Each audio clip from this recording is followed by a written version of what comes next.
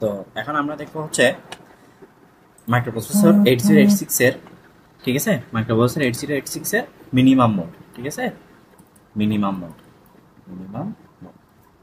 এখন আমাদের প্রথমত বুঝতে হবে যে মিনিমাম মোডটা কখন হচ্ছে, যখন আমার মাইক্রোপ্রসেসর যেটা আছে, আমার মাইক্রোপ্রসেসর যখন একটা সিঙ্গেল প্রসেসর হিসেবে কাজ করবে, ঠিক আছে।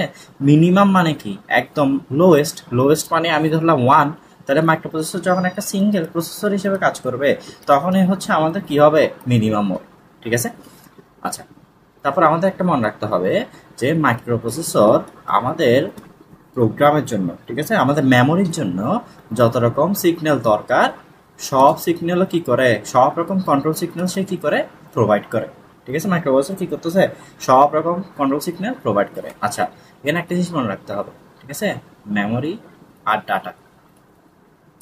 মেমোরি ধরেন যে A0 থেকে 8টা লাইন A7 পর্যন্ত, ডাটা হচ্ছে D8 থেকে 8টা লাইন D15 পর্যন্ত। হ্যাঁ, তাহলে দেখেন আমরা এখানে অ্যাকচুয়ালি কি করব, মিনিমাম মোডে কি করব, যে আমার এই দুইটা মাল্টিপ্লেক্সড করে দিব, ঠিক আছে।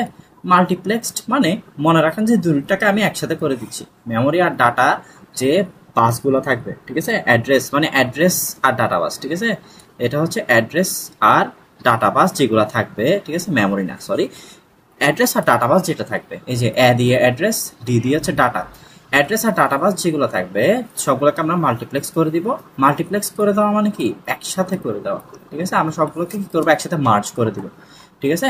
আচ্ছা, তাহলে আমার ডাটা লাইনটা কিরকম হবে, ডাটা লাইনটা হয়ে যাবে এরকম, AD0 থেকে AD15, ঠিক আছে। আগে যেটা এ আলাদা ডি আলাদা ছিল সেটা এখন AD0 থেকে কি হয়ে যাবে, AD15, ঠিক আছে। এখন দেখেন এই যে আমার মিনিমাম মোড, এটা কয়টা সাইকেলে কাজ করতেছে আমাদেরকে একটু দেখতে হবে, ঠিক আছে। এখানে আমাদের অ্যাকচুয়ালি ইন টোটাল 3 সাইকেল হয়। কয়টা সাইকেল, 3 সাইকেল হয়, ঠিক আছে। প্রথম সাইকেলে দেখেন, প্রথম সাইকেলে এটা হচ্ছে ফার্স্ট সাইকেল, দেখেন আমি ডাটা লাইনগুলোকে একসাথে মাল্টিপ্লেক্সড করে দিছি না, মানে এটা এখন কি AD0 থেকে AD15 হয়ে গেছে না। এই ডাটা লাইনগুলা প্রথম সাইকেলে ইনপুট আউটপুট, ঠিক আছে, অথবা অথবা মেমোরি হিসেবে কাজ করে, ঠিক আছে, ইনপুট আউটপুট অথবা মেমোরি অ্যাড্রেস হিসেবে কাজ করে, ঠিক আছে। আর বাকি থাকলো কি আমার সেকেন্ড প্লাস থার্ড সাইকেল। এই সেকেন্ড প্লাস থার্ড সাইকেলে আমার যে লাইনসগুলো আছে, এই যে এই ডাটা লাইনগুলো যেগুলো আছে, এগুলো কি হবে, এগুলো হচ্ছে আমার ডাটা বাস হিসেবে কাজ করবে, ঠিক আছে। এই সিম্পল জিনিসটা আমাদের মনে রাখতে হবে যে মিনিমাম মোট 3টা সাইকেলে কাজ করে, একটা প্রথম সাইকেল, একটা হচ্ছে থার্ড সাইকেল। প্রথম সাইকেলে হচ্ছে ইনপুট আউটপুট আর মেমোরি অ্যাড্রেস হিসেবে কাজ করে আমার এই ডাটা লাইনগুলা, মানে অ্যাড্রেস আর ডাটা লাইনগুলো যেগুলো মাল্টিপ্লেক্স করছি। আর হচ্ছে সেকেন্ড আর থার্ডে কি করে, ডাটা বাস হিসেবে কাজ করে, ঠিক আছে।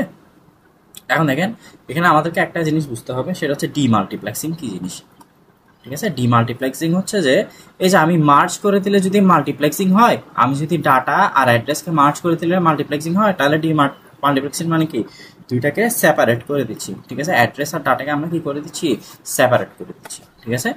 এখন হচ্ছে যদি আমরা সিম্পলি ডায়াগ্রামটা দিই, ডায়াগ্রামটা একদম ইজি, খেয়াল করো, দুইটা ব্লক নিব আমরা, এই যে একটা ব্লক, এই যে আরেকটা ব্লক, ঠিক আছে। এখন দেখেন প্রথম ব্লকের মধ্যে প্রথম ব্লকটা আমরা ভিসিসির সাথে কানেক্ট করে দিব, ঠিক আছে। প্রথম ব্লকটা আমরা কার সাথে, VCC.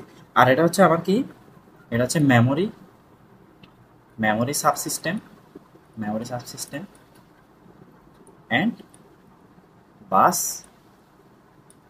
Interface, memory subsystem and bus interface circuit, ঠিক আছে। এই পাশেও সেম জিনিসই আমি নিচ্ছি, ঠিক আছে। এখন খেয়াল করেন দুইটার মধ্যে আমি 8টা লাইন টানবো, 8টা, 1 2 3 4 5, আচ্ছা আমি আবার আঁকতেছি, দেখেন দুইটা এখানে ব্লক নিলাম, ঠিক আছে। এই দুইটা ব্লক, প্রথম ব্লককে আমি কার সাথে দিব, প্রথম ব্লককে আমরা ভিসিসির সাথে দিব।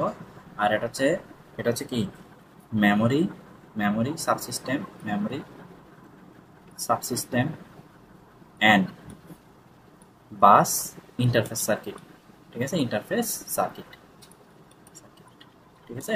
আর এটা হচ্ছে কি, সেভ, এখন দেখেন আমরা এখানের মধ্যে কয়টা কানেক্ট করবো, 8টা, 1টা 2টা 3টা 4টা 5টা 6টা 7টা, 8টা কানেক্ট করলাম আর কি। ঠিক আছে, এভাবে কানেক্ট হবে না যদিও, মানে বড় করে আঁকবেন, এখানের মধ্যে 8টা নিবেন আর কি। তো প্রথমে হচ্ছে আমরা এএলই নিব, এএলই। ঠিক আছে, এখন এএলই মানে কি, এএলই মানে হচ্ছে অ্যাড্রেস, অ্যাড্রেস ল্যাচ এনেবল। ঠিক আছে, এটা আসলে জানার প্রয়োজন নাই, তারপরে জিনিসগুলো যদি জানা থাকে আমাদের মেমোরাইজ করতে ইজি হয় আর কি। ঠিক আছে, এরপর লাইনে হচ্ছে আমি মাল্টিপ্লেক্সড করলাম, AD0 থেকে AD15 পর্যন্ত থাকবে।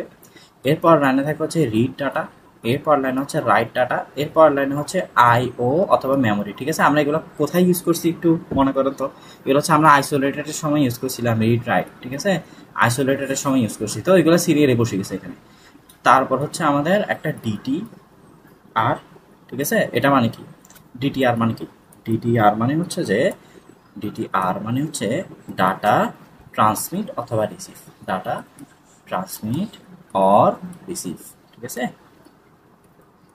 তারপর আমাদের একটা ডিইএন, ঠিক আছে, মানে বুঝতেছেন ডাটা এনেবল এটা।